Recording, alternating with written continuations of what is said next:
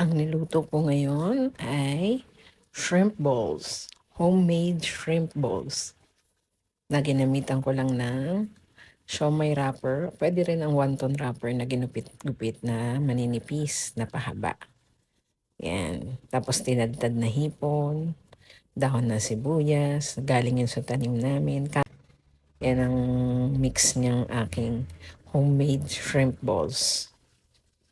Yan. Ganda, no? Crunchy-crunchy yan. Bali, ang gamit kong mga sangkap, meron tayong hipon. Yan. Mga ilang peraso lang yan, siguro mga 15 pieces. Mga small nga lang yata yan, small to medium size na hipon. Tapos banalatan, tinadtad. Ayan, may daon ng sibuyas galing yan sa tanim. 4 na bawang, manipis na luya, siomai wrapper. Yan yung mga ano natin. Sa panimpla naman, asin at paminta lang. Tapos may konting sesame oil. Yan, lalagyan natin ng sesame oil. Bali, ayan, ire-ready ko muna. Hiwain natin yung mga sibuyas. Tapos tatadta rin natin yung bawang, saka yung sibuyas, pati yung ating hipon. Tatadta rin yan. So, yan. Inuna ko munang ginupit ko yung ating siomai wrapper. Dapat mas manipis pa. Tapos ilagay mo muna sa freezer. Kailangan malamig yan para mas madaling kumapit sa ating tinadtad na hipon. Yan. So, ngayon, tinadtad ko na yung hipon. May luya, bawang, at saka yung daon ng sibuyas. Maninipis lahat yung hiwa na yan. Tapos yan, lalagay tayo ng salt. Tapos konting pepper para sa ating panimpla. Tapos imimix lang natin yan ng maigi. Ginamitan ko na yan ng kamay ko. Kailangan kasi ma-feel mo yung texture na kapit na lahat yung mga sangkap. Kailangan dikit-dikit talaga sila. Tapos mix mo muna para magkapit din yung lasa. Ayan, ilalagay ko muna sa freezer yung ating ginupit na siomai wrapper. Pwede din yung wonton wrapper kung wala kayong siomai wrapper. Basta maninipis na pahaba. Yan ang hiwa nun. Yan, minimix natin maigi para kumapit yung lasa ng salt and pepper. Yung iba naglalagay ng oyster sauce o kaya liquid seasoning. Choice nyo yun kung ano yung gusto nyo pang lasa. Pero ako salt and pepper lang. Parang naglagay din yata ako ng liquid seasoning pero konti lang. Hindi ako sure pero parang naglagay ako yan. So ready rin ako ng cornstarch. Konti lang. Saka sesame oil. Yan, imimix lang natin para yung binder, yung ating cornstarch. Tapos yung sesame oil, konting drizzle lang para sa aroma din yan. So mix pa rin maigi. Gumamit ako ng kutsara dyan para hindi masyadong marumi, maging madumi yung ating kamay. Bali nilabas ko na sa freezer yung ating wonton wrapper na ginupit. Ayan na, binilog ko na. Dapat kasi naka-freezer din yung ating shrimp ball na ginawa bago natin igulong dyan sa wonton or siomai wrapper. Kasi hindi siya masyado kakapit. Oh. Medyo nahirapan ako magpakapit dyan ng ating shrimp ball. Pero yan, nagte-testing tayo. Gumawa lang muna tayo na isa.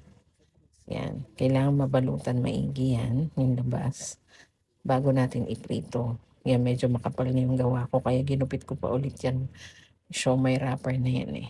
Para medyo maninipis at saka madaling kumapit dun sa aking shrimp ball. Tapos kung mas frozen yan, mas madaling i-handle. Pero dahil diretso ako paggawa, hindi ko na masyadong napa-freeze yung ating tinadtad na hipon, yung tinimpla kong shrimp ball.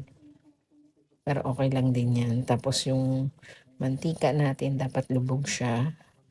Yan dyan sa tinesting ko, kulang pa yan. Nagdagdag pa ako ng mantika para talaga maganda ang pagkakaprito. Yan. Ayan o. Ayan, testing lang yan. O, tama, mas mabilis siyang maprito. Tapos medium heat lang yung ating ginamit. Hindi pwedeng super high kasi mabilis mag-brown yung siomai wrapper. Pero ayan, nakaluto na ako ng isa para di sa matikman din natin kung anong lasa ng ating shrimp ball. Kaya ayan, o, ayan o. crunchy outside yan, tapos soft and moist inside. Kaya madali lang naman maluto yung hipon eh. Tapos yung mga sangkap nating gulay, maninipis naman lang yun. So, ayan. Tapos ang nakakatuwa dyan, yung sibuyas dahon ko, galing yan doon sa tinanim namin. Konti lang naman yung kailangan. Basta magdagdag kasi sa aroma yun eh. Yan, tinikman ko na yan. Masarap. Okay naman yung timpla. Sakto lang. So, yan ang mga nagawa ko sa ilang pirasong hipon. Konti lang, pero kumbaga trial eh. Saka ito pa, yung siomai wrapper ko, tira lang yan.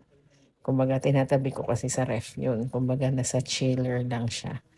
Para pwede pa rin. Kahit yung lumpia wrapper, pagka may sobra, pwede natin ilagay yan sa chiller.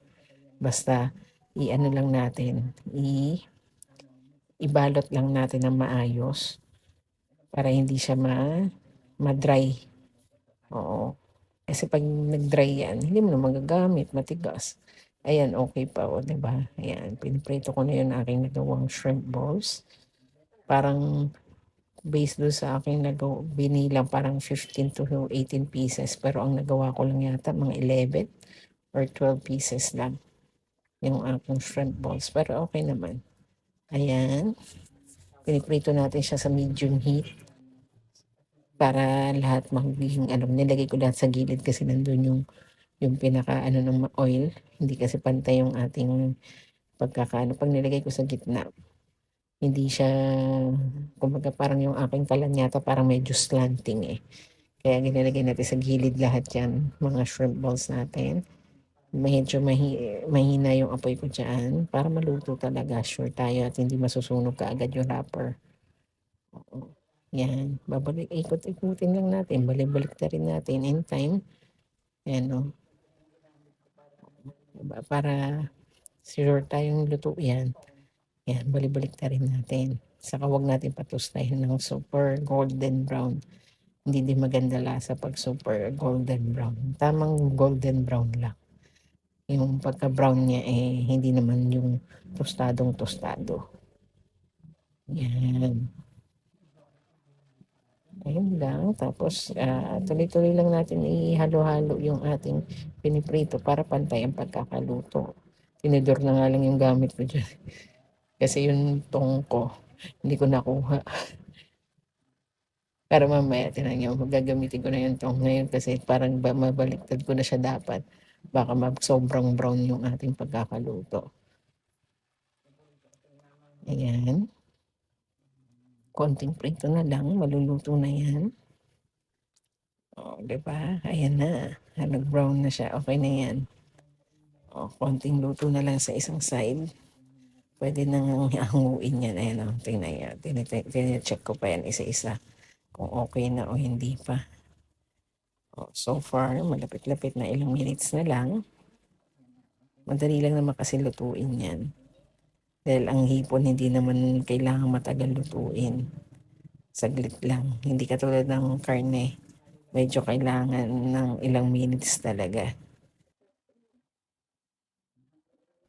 Yan, maluluto na yung ating shrimp balls. Hanguin na natin. Kailangan itaktak natin yung last na oil para hindi siya oily.